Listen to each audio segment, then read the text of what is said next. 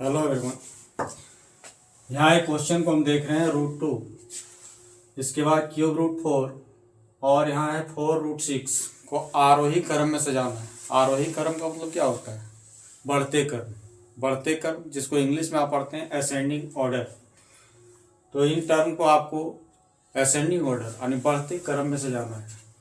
तो बढ़ते क्रम में सजाने के लिए क्या करना होगा? सबसे पहले इन तीनों टर्म को जो है आपको कंपेयर करना हो। कंपेयर करने के लिए क्या करेंगे? एक्सपोनेंट के रूप में इसको लिखेंगे। यहाँ हो जाएगा 2 to the power 1/2। ये टर्म जो है इसके लिए हो जाएगा 4 to the power 1/3। और इसको हम कन्वर्ट कर देंगे 4√6 को 6 to the power 1/4 में। ये कन्वर्ट हो गया।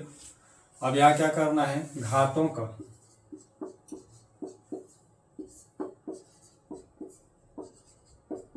लासा ज्ञात करेंगे।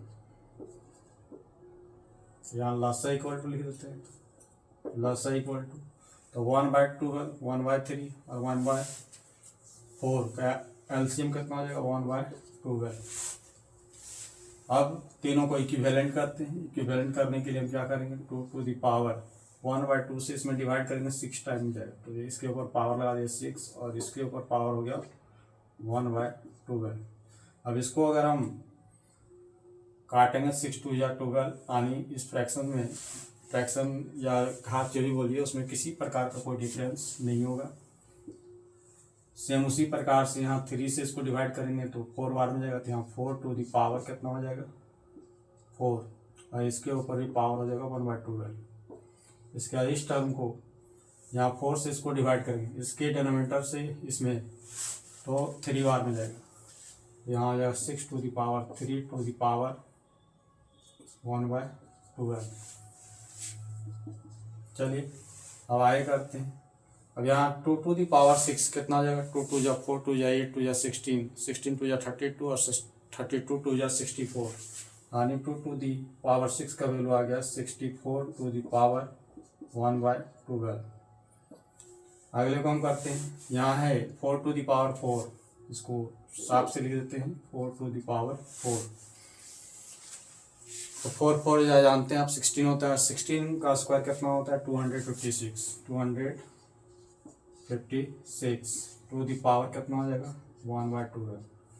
और ये लास्ट टर्म जो आप देख रहे हैं 6 का क्यूब 6 6 या 36 और 36 3 जा 260 टू दी पावर कितना हो जाएगा? 1/12।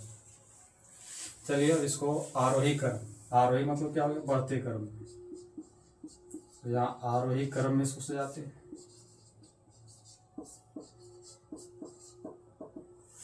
आरोही क्रम में अब इसमें देख रहे हैं सबसे छोटा कौन सा है? तो सबसे छोटा वैल्यू जो आप देख रहे हैं 64 to the power 1/2 है। इससे बड़ा क्या नजर आ रहा है? 216 to the power 1/12। और सबसे बड़ा जो आपको नजर आ रहा है वो है 256 to the power 1/12। अब इन सभी का इक्विवेलेंट को आपको लिख देना है।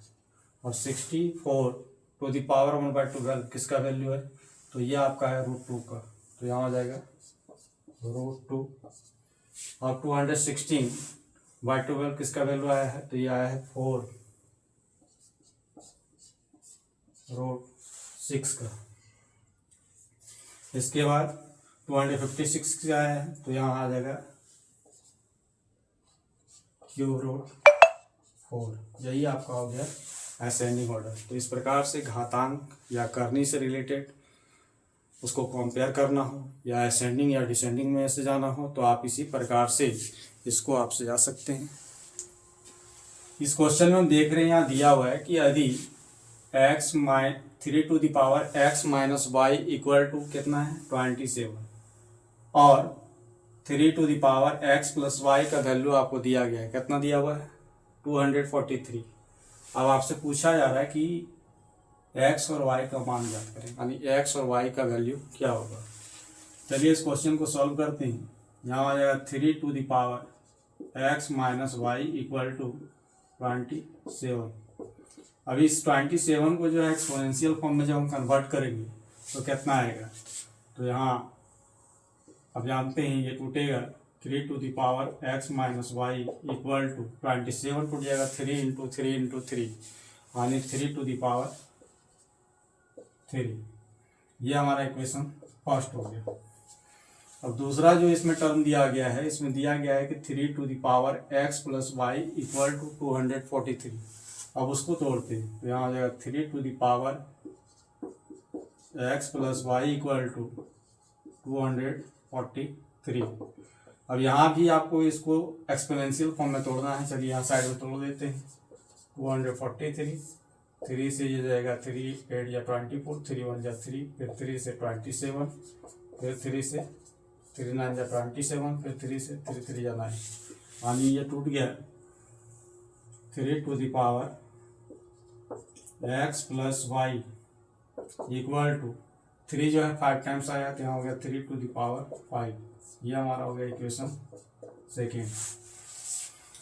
अब देखिए दोनों का बेस जो है सेम है 3 3 है तो यहाँ x minus y equal to हम लिख सकते हैं x minus y equal to कितना 3। ये हमारा इक्वेशन फर्स्ट था, वहाँ से निकाले। दूसरा यहाँ भी बेस दोनों का सेम है, यहाँ x plus y equal to 5 आ रहा है x plus y equal to 5।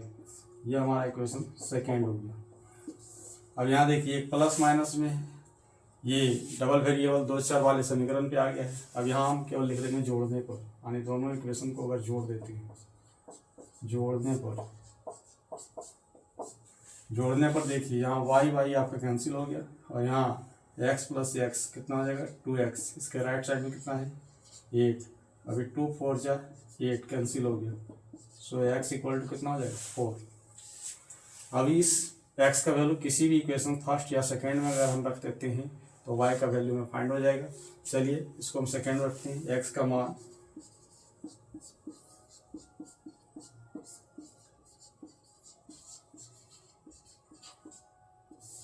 समीकरण 2 में रखने पर